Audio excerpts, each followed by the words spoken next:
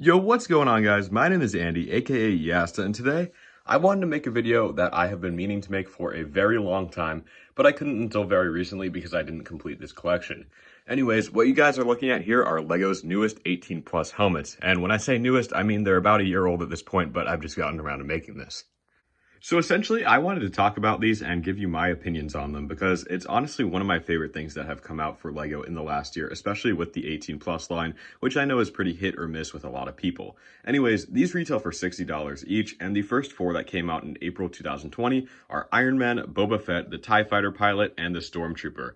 They are all available currently at LEGO stores, and there will be 5 more helmets launching on April 1st of this year, so I wanted to make this video in a timely manner so that way I could make this before the new helmets come out and completely messes up my ranking and thoughts on these. Anyways, we'll take a look at these helmets one by one, and then I want to give you my ranking of these and overall thoughts. I think this should be a pretty interesting video, so strap up and get ready for some helmet reviews. First off is Iron Man, clocking in at 480 pieces. I want to make these reviews very quick so that way I can tell you guys my overall thoughts, which is more what this video is about. Anyways, he's got this gold pearlescent color on his face, which looks really cool. But one thing that bothers me a little bit is how the printing on these pieces, which are actually the dark red seen on the rest of his helmet, are printed and they don't look exactly the same as the pearlescent pieces, which just kind of bothers me. The other thing that bugs me about this helmet a lot is how these are stickers, and you'll see this on all the other helmets too, except for Boba Fett, is that the fact that they use stickers. I feel like with a premium product like this, you really shouldn't be putting stickers on these, but anyways, that's just my opinion. Anyways, I think his mouth looks pretty spot on. You can move it up and down to make him like talk or whatever if you want. And then I think these angled bits on the side look really good as well. Overall, this helmet is just okay to me. If you look at it from the back, you can see the shaping isn't necessarily the best, and it just does look kind of bland from the back side. And then even from this side, I don't know. I just don't really feel that this helmet was excellently done, and it's not even based off of a singular Iron Man suit. I feel like this is definitely my least favorite of the 4, but it still came out okay. This is the Stormtrooper, who has 647 pieces. Again, these all retail for $60. Anyways, this is my second least favorite out of the 4. If you couldn't tell already, we're going in order from my favorite to my least favorite. I really like the shaping that this uses on the side, and I feel like it does excellently convey the idea of a Stormtrooper. From the back, it is a little bit boring, but the Stormtrooper helmets themselves are boring from the back, so I can't really complain there. But where I think this helmet really suffers is the shaping of the mouth, and you can kind of see this in the TIE Fighter pilot as well, which we'll get to eventually. But I really don't think that this mouth looks quite like it should in the movie, where it kind of goes for a little bit longer than just this short little stubby look that they went for here. And also, this Stormtrooper does have the most stickers. These 2 pieces are stickers here, and then they use 4 stickers on each side, so there is a total of 10 stickers in this set, which I just don't really like. I don't know if I pointed this out already, but they all have these printed stands as well, which I really like, and they are consistent in each model, so all 4 stands are exactly the same, except for the TIE Fighter pilot, which has a little bit of variation, but we'll get to that. Anyways, this Stormtrooper is decent to me, but I feel like it could have been better. My second favorite out of the 4 is going to be the Boba Fett helmet. I feel like this is where we get into the range of the really well done helmets where I don't have too many complaints. There's just another helmet that I like better. I really like how you can put the rangefinder up and down. It is a little bit loose, but that's not a huge complaint. Anyways, I really like all the colors that they use on him. He even has the dent on the top of his helmet. This part right here is really well done, and I love the sides. And especially from the back, I feel like this is the helmet that looks the best from the back. I know you're not really going to be displaying them that way, but I feel like it is just pretty well done. And then this side looks really great as well.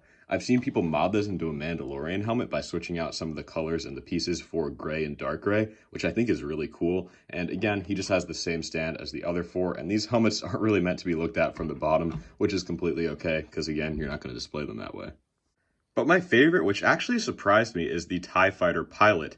Now, if you look at them in the movies, the TIE Fighter pilots don't really do that much. I think Boba Fett, Iron Man, and even the Stormtrooper are much more iconic characters in my opinion, and I'm surprised they did something like a TIE Fighter pilot before they did Vader. Anyways, I really love how this came out. I know I was just saying how random this is, but I think this is the best out of the 4 helmets for people who are looking at all of these in an objective or subjective way. Of course, this is just my subjective opinion, but I really, really like what they did here. You can see the shaping on him is just pretty excellent overall, and I really love how the tubing came out, where they actually used these wheel pieces. They use 18 of them on each side to get this tubing. And again, I said the stand does have a little bit of a variation. They kind of just plug into the stand. It's not really anything too distracting though, or something that I would consider a negative about this set. I also really love the printed bits on the top. Thank God those aren't stickers. Those would have been a big pain in the butt. But anyways, there are still 2 stickers on the set here and here. And I think the eyes and just the overall look of this thing is really sleek. And if you're going to get a helmet, I know this is going to be the one that is kind of slept on a lot because it's a TIE fighter pilot and people will want to get a more iconic character. I would strongly recommend getting the TIE fighter pilot. So overall, I feel like these helmets are a really good thing for LEGO. They're collectible, displayable, and I just really like how they all came out. I know I was complaining a little bit, especially about the Iron Man and the Stormtrooper helmets, but they still look really great on a shelf in my opinion, and even though they may have some flaws, I still like them overall.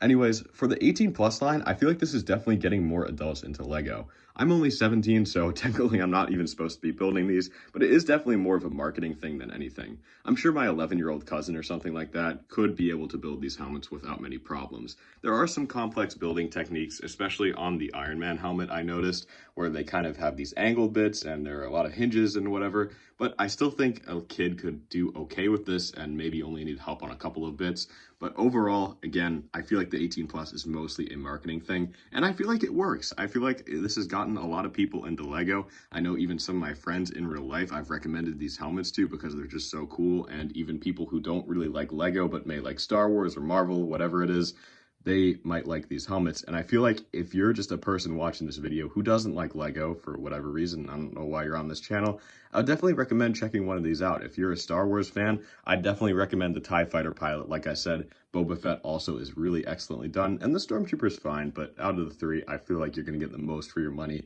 with the TIE fighter pilot or Boba Fett.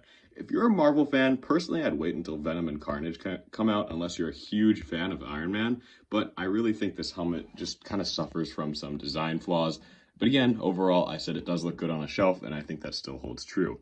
I'm really excited for the 5 new helmets to come out come April with the Scout Trooper, Vader, Venom and Carnage, as well as Batman. I'm honestly most excited to get Batman. I know a lot of people have complained about that one, but I just really want a DC helmet in my collection. So overall, would I give these a positive review? Yes, of course. I would recommend checking these out as soon as you can. If you're a person who's more into LEGO for the displayability versus the playability, obviously a little kid won't have that much fun with these because really the only play feature out of the 4 of these is the fact that you can move Boba's rangefinder up and down. But if you are an adult or if you are a teenager like me who really likes these, I would definitely recommend splurging, spending the $60. You can even get most of these 20% off at their respective stores.